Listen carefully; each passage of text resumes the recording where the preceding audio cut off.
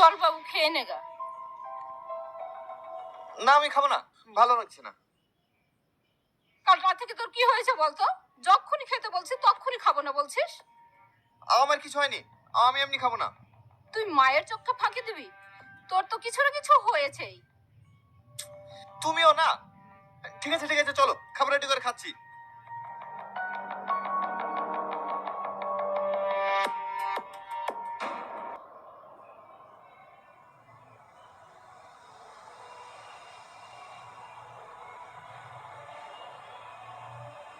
Breaking news, এই মুহূর্তে চাঞ্চল্যকর খবর। এমএলএর একমাত্র ছেলের দেহ উদ্ধার নদীর ধার থেকে। পুলিশ চিরুনি তল্লাশি করছে খুনির।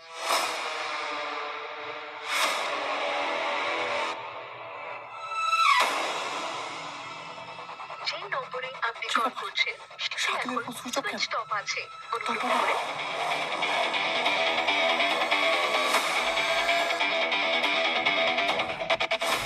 এই বাবু, খাবার রেখে চলে যাচ্ছিস যে? আমি এখন আসি মা।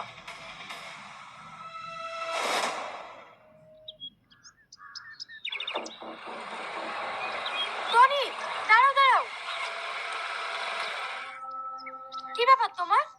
দুদিন ধরে কলেজে আসছো না, আর চোখ মুখের এই কি অবস্থা করেছো তুমি? কোনো টেনশনে আছো? না না, সেরকম কিছু না। গাড়ি থেকে নামো, তোমার সাথে আমার অনেক কথা আছে। সালমা, আজকে আমার মনের অবস্থাটা ভালো না, অন্যদিন কথা বলি। আমি বুঝতে পারছি না, তুমি আমার সাথে এরকম ব্যবহার করছো কেন? তোমার কি আমার সাথে কথা বলতে ভালো লাগছে না? কাল দুবার ফোন করলাম, রিসিভ করলে না।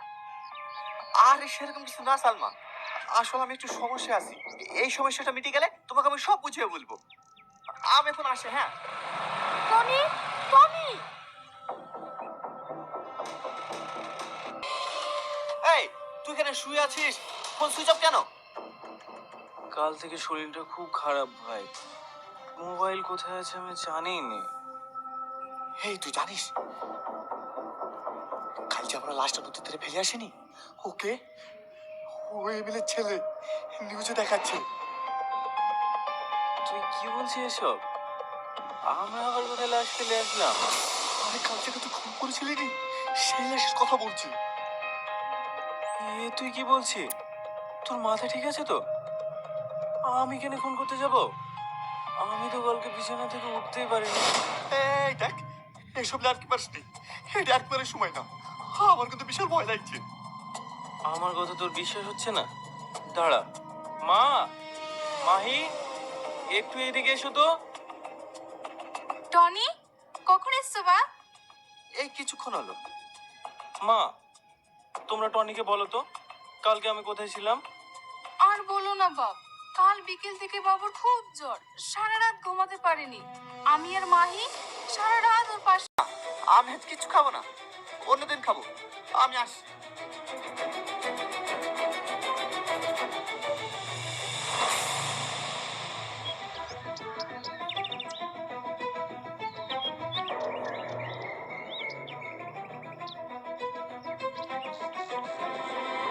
ছাদে একা একা বসে কি করছিস? জানো মা, আমি একটা হিসেব কোনো মতে মিলাতে পারছি না। হিসেবটা এবার মিলে যাবে। এটা কার?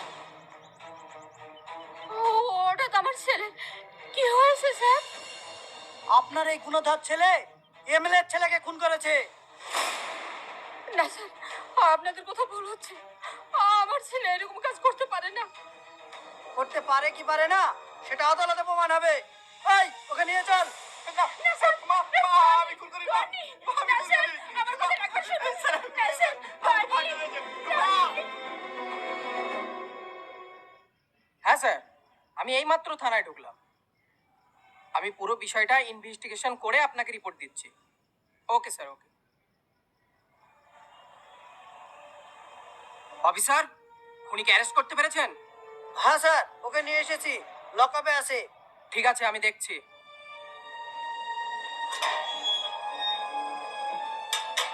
কিরে, বড় দাদা হয়ে গেছিস মনে হচ্ছে। হ্যাঁ, কার কাছ থেকে টাকা নিয়ে এমএলএ ছেলেকে মেরেছিস বল। বিশ্বাস করেন স্যার, সুমন। টনি, তুই তুই এমএলএ ছেলেকে মেরেছিস? সুমন, ভাই বিশ্বাস কর, আমি খুন করিনি। সে তো আমিও বুঝতে পারছি, তুই কখনো খুন করতে পারিস না, কিন্তু এত বড় ব্যাপারটা ঘটলো কিভাবে? আমি তোকে সব পরে বলবো। তার আগে এটা বল, তোর এই ব্রেসলেটটা ওই লাশের পাশে কিভাবে গেল? তাহলে শোন,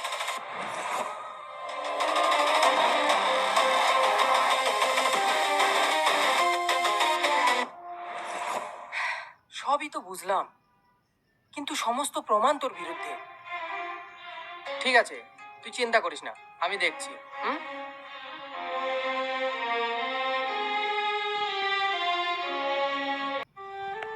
বাবু, তুই কোনো চিন্তা করিস না, তোকে আমি এখান থেকে নিয়ে যাবই।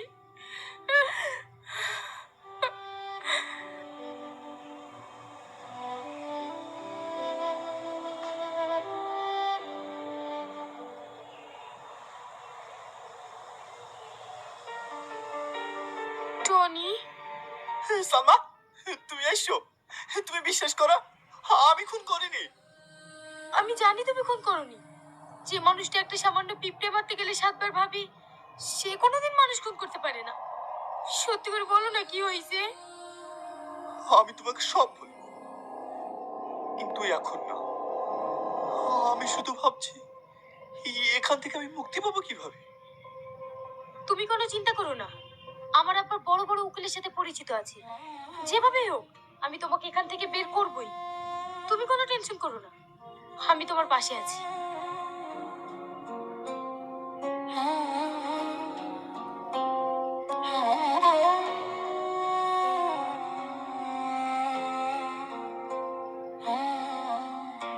কি ব্যাপার, সবাই আমাকে দেখতে আসলো, শাকিল আসলো না কেন?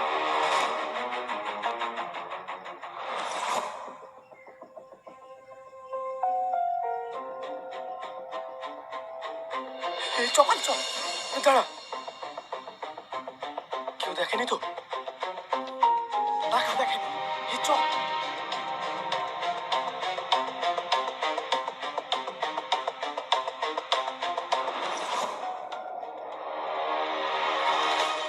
তার মানে Shakil.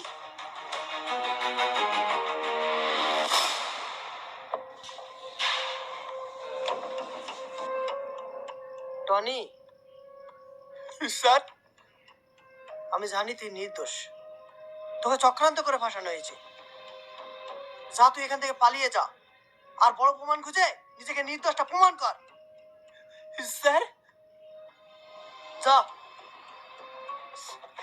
Thank you sir, thank you so much.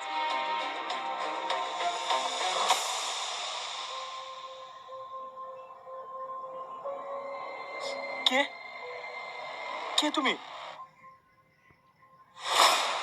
কিরে, আমাকে চিনতে পারছিস না? টনি, তুই? আমাকে দেখে অবাক হলি মনে হচ্ছে।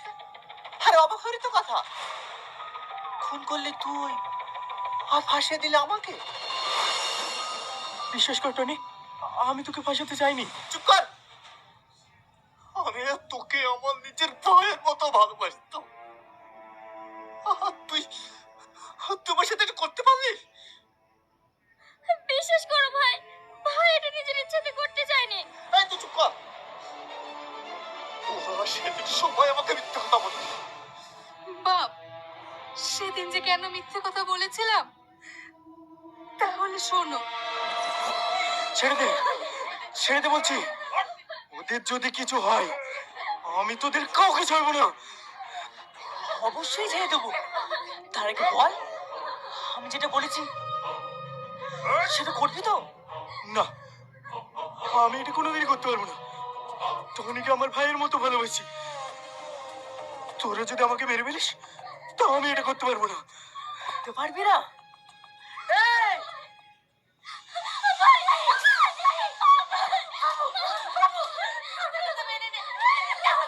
আমি তোমাকে সব কথা শুনবো।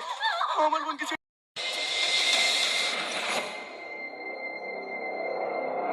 এই হতভাগীকে বাঁচানোর জন্য সেদিন আমরা মিথ্যে কথা বলেছিলাম। তুমি পারলে আমাদের ক্ষমা করে দিও। যে আমার এই ছোট বোনের উপর অত্যাচার করেছে আর আমাকে এই মিথ্যে কেসে ভাসিয়েছে, আমি তাকে ছাড়বো না। দাঁড় টনি, তুই একা না, আমিও যাবো তোর সাথে। চল।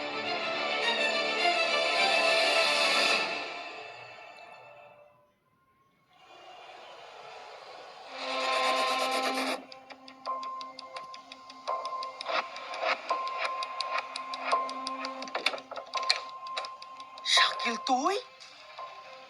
আর তোর সাথে একে? তোর বাপ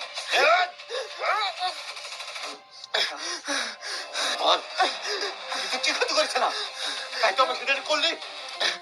আমি যা করেছি টাকার জন্য করেছি। কাছ থেকে টাকা নিয়েছি, বল। না, এটা আমি বলতে পারবো না। আমি বললে ওরা আমাকে মেরে ফেলবে। আর তুই যদি না বলিস তাহলে আমরা তোকে মেরে ফেলবো। বল। বলছি, আমি সব বলছি।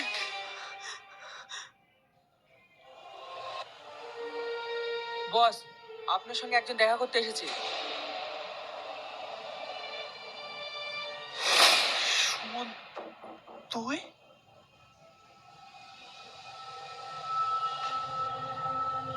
হ্যাঁ আমি। কিন্তু তুই এখানে কি করে? তার মানে তুই আমাকে ফাঁসিয়েছিস? কেন?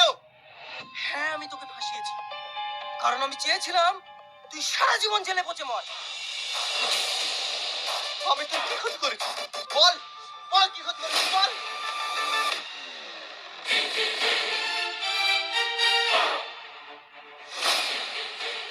সালমা, তুমি? হ্যাঁ আমি। তার মানে তুমি আর সুমন মিলে আমাকে ফাঁসিয়েছো? কিন্তু কেন? তুমি তো আমাকে ভালোবাসো। হ্যাঁ ভালোবাসি তো, কিন্তু সেটা ছিল অভিনয়, শুধুমাত্র প্রতিশোধ নেওয়ার জন্য। প্রতিশোধ? কিসের প্রতিশোধ? কেন ভুলে গেছিস নাকি? মনে করে দেখ, আজ থেকে 3 বছর আগে কিভাবে আমার দিদিকে ফাঁসিয়েছি।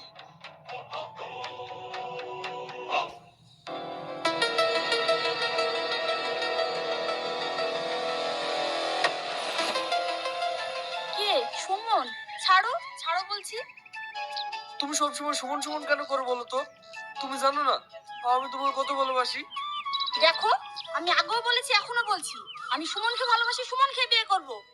তুমি এরকম কথা বলো না, না হলে আমি মরে যাবো। তুমি মরে যাও বা বেঁচে থাকো তাতে আমার কোনো যায় আসে না। যায় আসে না তো, যায় আসে না তো। ঠিক আছে তাহলে আমি মরছি। এই এই এই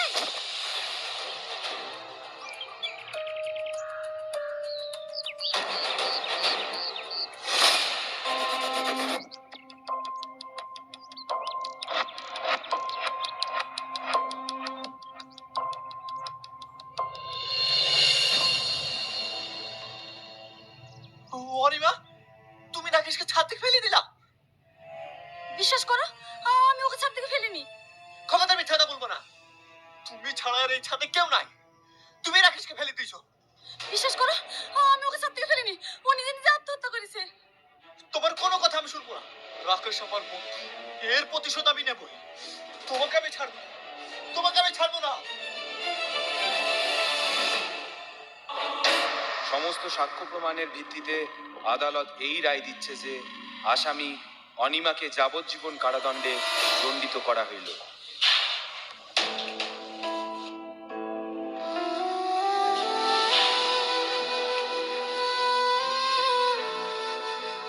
সালমা তুই এসেছিস? বিশ্বাস কর, আমি আকাশকে ছাদ থেকে ফেলিনি। আমি জানি তুই আকাশকে ফেলিসনি, সব ওই টনির জন্য। তুই ঠিক বলেছিস, ওই টনির লেগে আমার যাবজ্জীবন জেল হলো। তুই ওকে ছাড়বি না, কথা দেব তুই ওকে ছাড়বি না।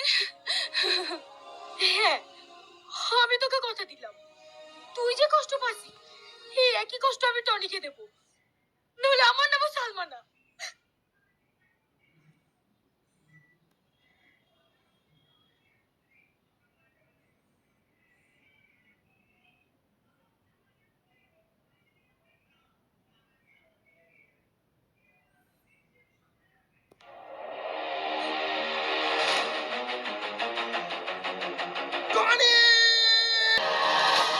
সালমা, তোমার আমার একটা কথা শোনো না। আসলে সেদিন আমি তোর কোনো কথা শুনতে চাই না। আমি তোকে ঠিক ততটাই কষ্ট দিতে চেয়েছি যতটা কষ্ট আমার দিদি জেলে বসে পাচ্ছে, কিন্তু সে আশা আমার পুরো হলো না, তাই তোকে আমি বাঁচতেও দেবো না। Hands up! তোমরা আইন নিজের হাতে তুলে নিতে পারো না। কনস্টেবল, এদের সবাইকে অ্যারেস্ট করো।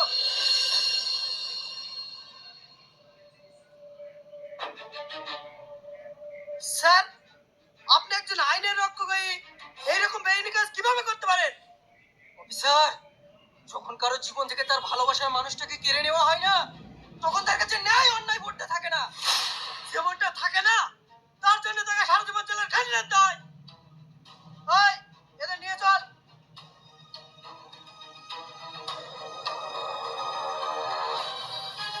সালমা, তোমার বোন যদি সত্যি নির্দোষ হয় তাহলে আমি হাইকোর্টে গিয়ে কেস ওপেন করাবো। আর যেভাবে হোক তোমার বোনকে আমি জামিন করাবো।